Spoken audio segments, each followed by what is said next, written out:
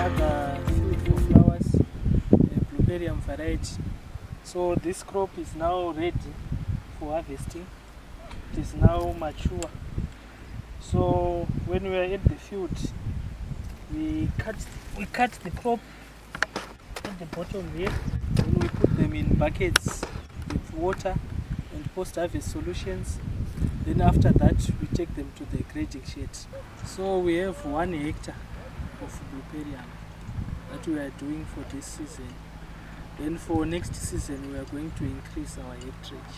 Really favorable to grow blueberry in Zimbabwe because it's a summer crop. So when it's summer this side, in Europe it will be winter. So they cannot do their own crop because they will be in winter. So that's where the opportunity is for Zimbabwe. We can grow it this side because it will be summer. So they have to, the European countries like Netherlands, they have to import blueberry from Zimbabwe because that side it will be in winter and it will be snowing. Our main competitor for this blueberry is Kenya.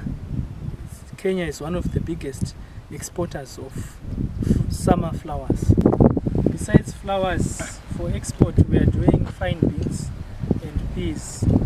Then for local crops that we sell locally, we have potatoes, tomatoes, cabbages, carrots, green pepper, green mealies, beetroots, tofu, apple. Those are our local products.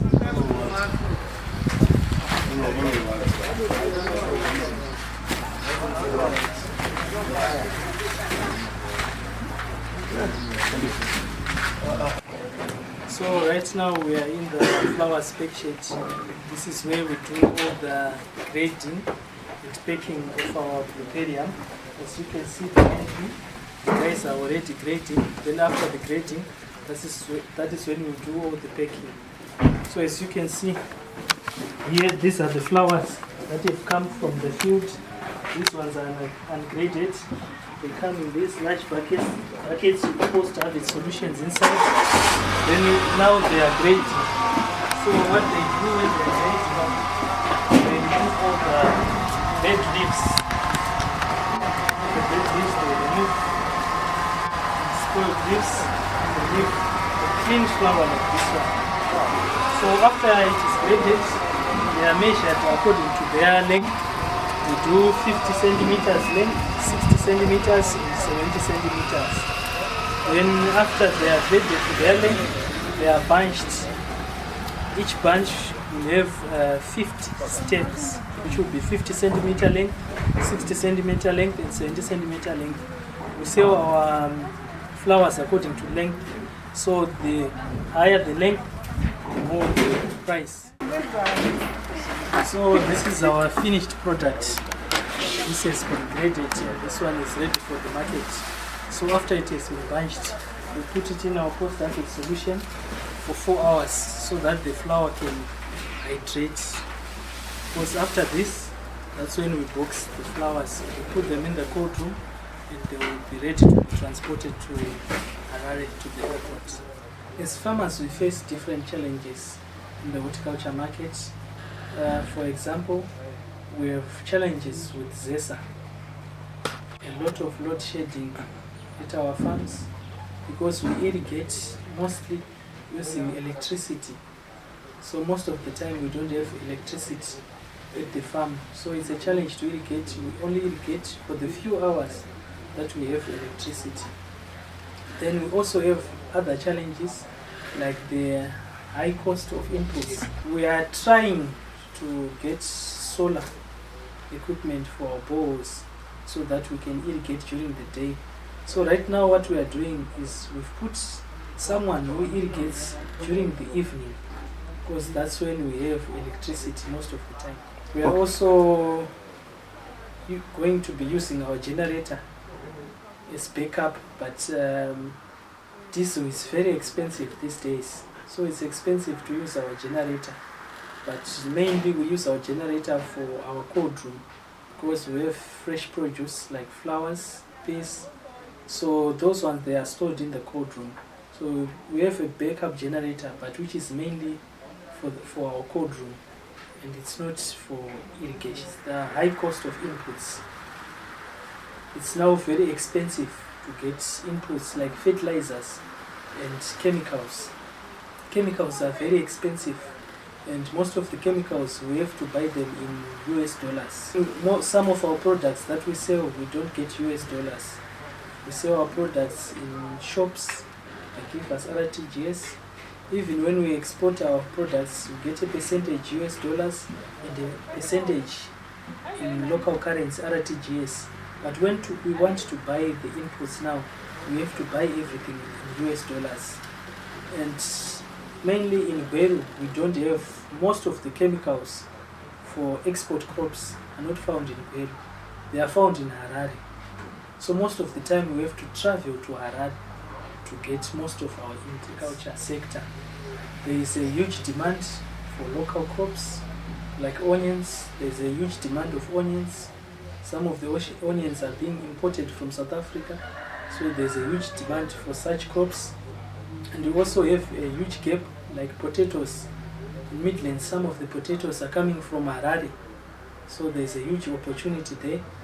And in terms of export, there's a huge demand of Zimbabwean products in Europe, like peas and flowers. There's a huge demand for such products in Europe. And there are very few farmers that are exporting to Europe. Like in Midlands, there are very few farmers that are doing export. As farmers, maybe what government can do for us in terms of the cost of inputs, like exporting farmers, we wish that government could help the exporting farmers in acquiring some of the inputs at lower prices, like fertilizers and chemicals.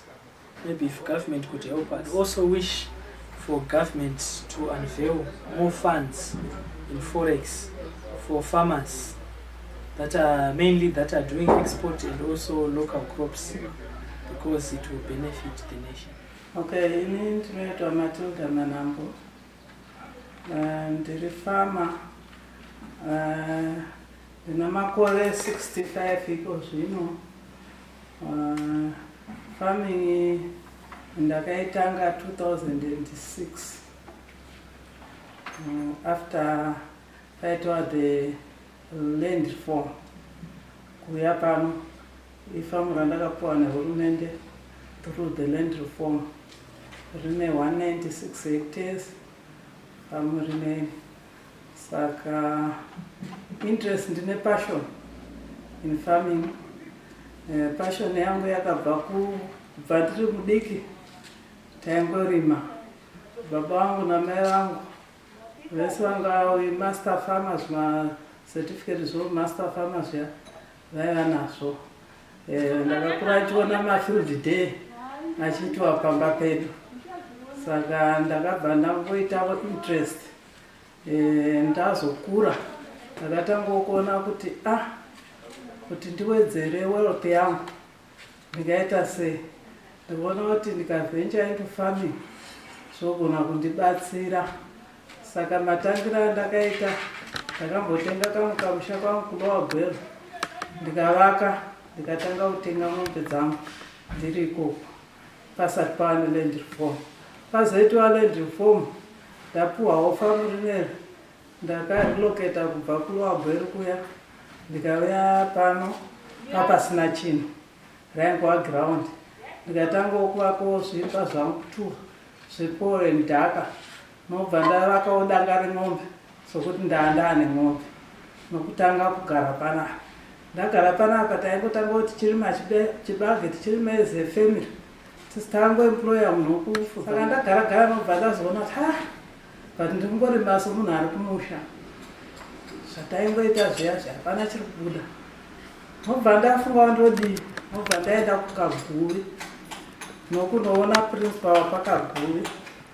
Nobva ndamuti ini ndoda kupinda into commercial farming, asi ruzivo rwacho handina. Ndanichikumbirawo kuti mundipo plus mari yekubhadhara manager iko zvino handina. Ndanichikumbirawo kuti mundipo one of your best students ari pai paattachment auye pai pafamu pangu. Zvanzi ko manager wanenge achimuwane. Ndikati ini ndichamanager nokuti idea yefarming ndinayo ndakapfuura nepakushinga kukelera. Saka idea yefarming ndinayo plus management handinoiziva ndokubasa kwandiri. Papiwa musikana akauya panapa patakatanga kuzorima zvana horticulture mapotatoes tairima nemvura yemudenga tisati tichingova netsime takauya tikachera tsime.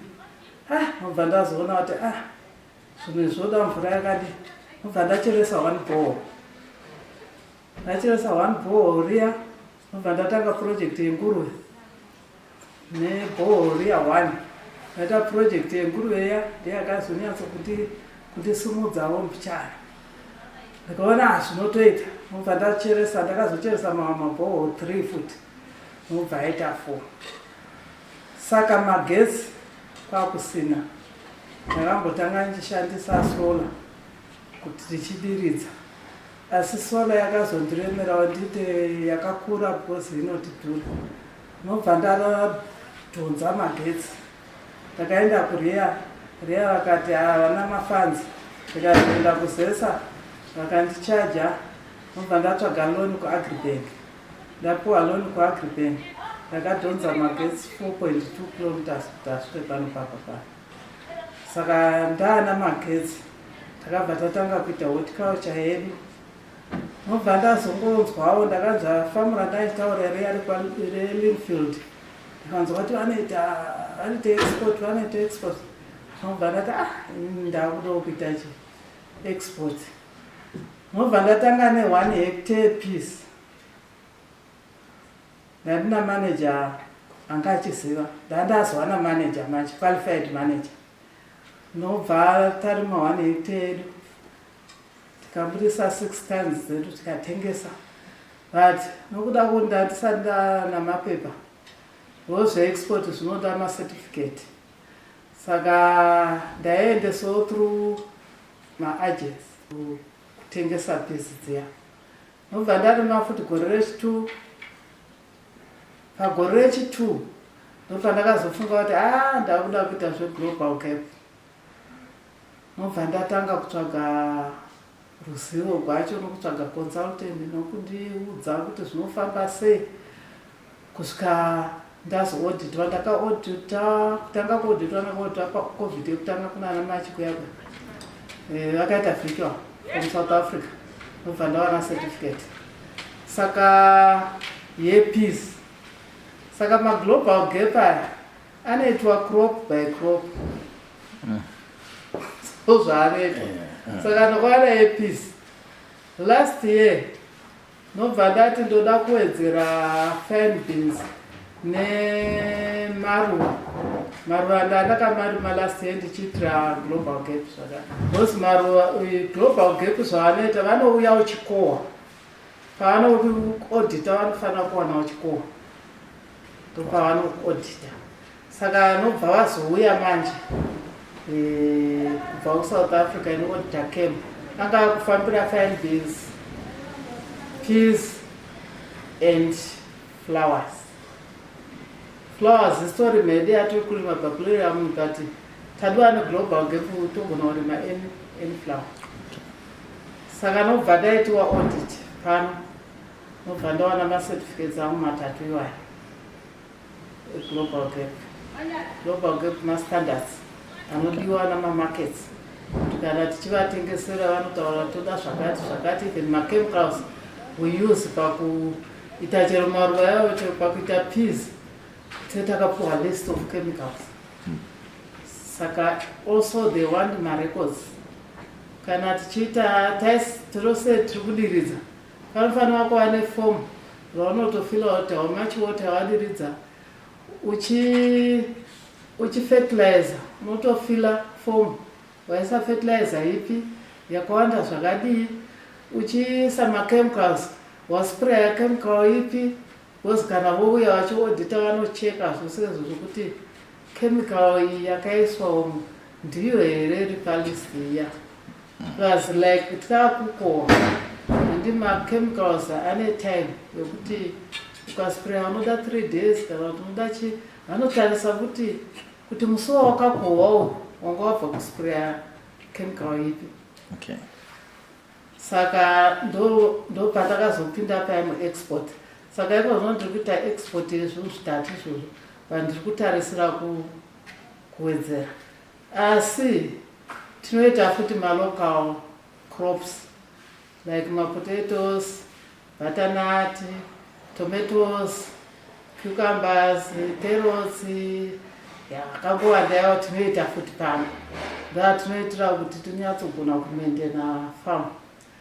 Then tine livestock. Livestock nembudzi, tine makwai, tine mombe. Ndozvatinazvo livestock.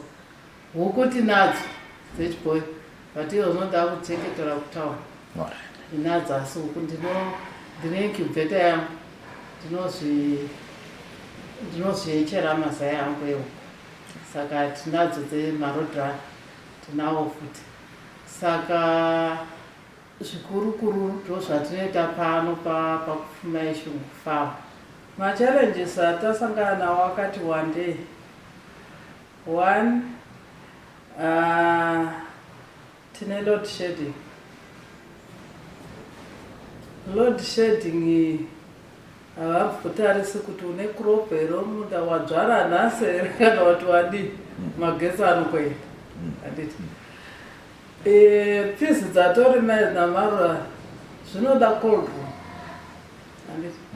Saka kana magetsi aenda iwona maruva ari mucold room kana kuti une pisi iri mucold room zvinotoshata. Saka ichallenge iyo ichallenge hombe.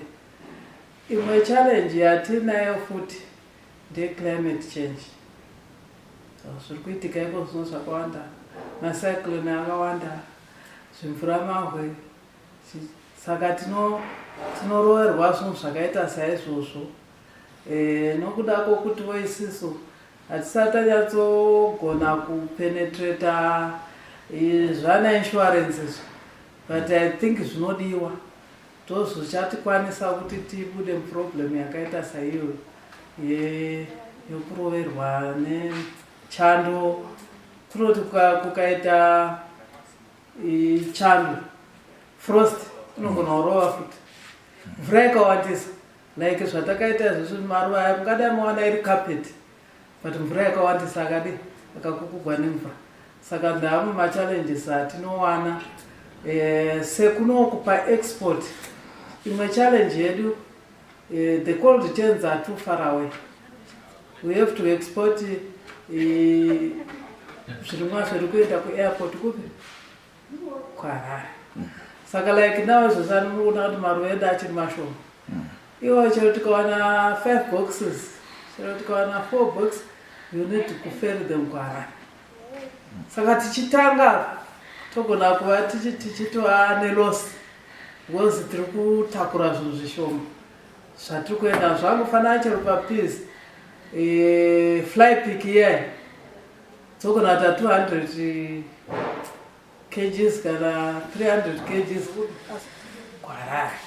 Saka ndeimwe challenge iyo. Macold chains edu ari kure nesu. Then the most challenge funding. Funding is a challenge. Because tinozoenda kumabanks, but mari yacho iri kudhura kutora. So kuti like for example, ndandine loan kuAgribank handiti. Nobva Reserve Bank yati loan ya interest ngadabhuri.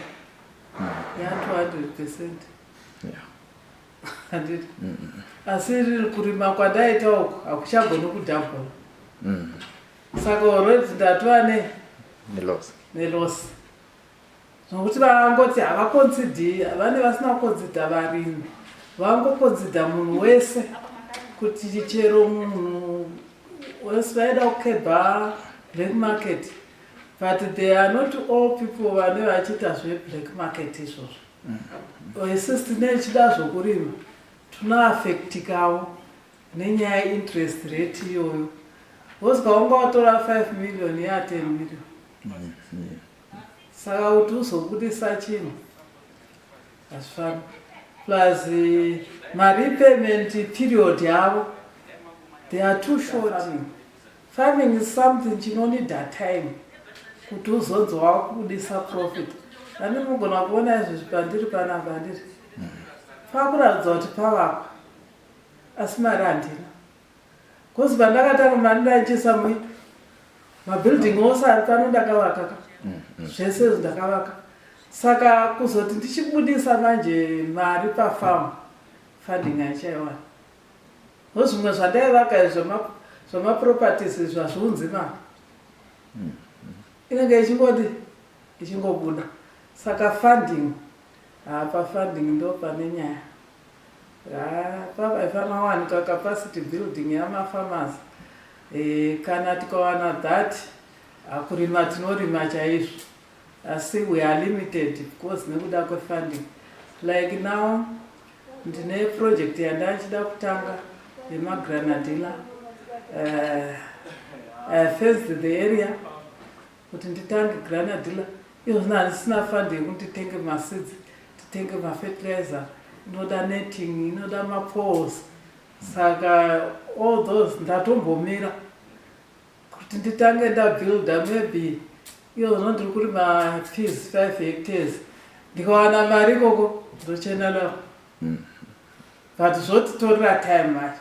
Ndakumirira imwe crop tozoita imwe crop. But tikawana funding mariwo dzina interest ari nani togona kutorawo tichirima. Taane turnover of labor yakawandisa. Sekunoku tine makorokosa. Saka izvozvi vakangoudza wake mari yadhuruka unogona mukafa muri sisina vanhu vaenda. Vaenda kunochera. Saka ndeimwe problem iyo yatinayo yatingazivi kuti tingai-solva sei, but tinayo problem iyo. Then inini ndanchifyuwira kuti ndi-expande irrigation capacity yangu, but manje zvezvichida mari. Zvokuti ndingadai kumusoro kwamaona uko ndakaisa imwe irrigation. Iwo kwandiri kundoda kurima granadilla. Kunoda futi chii mabore, mapipes and so forth. But funding haisi kuwanikwa. Saka ichallenge hombe.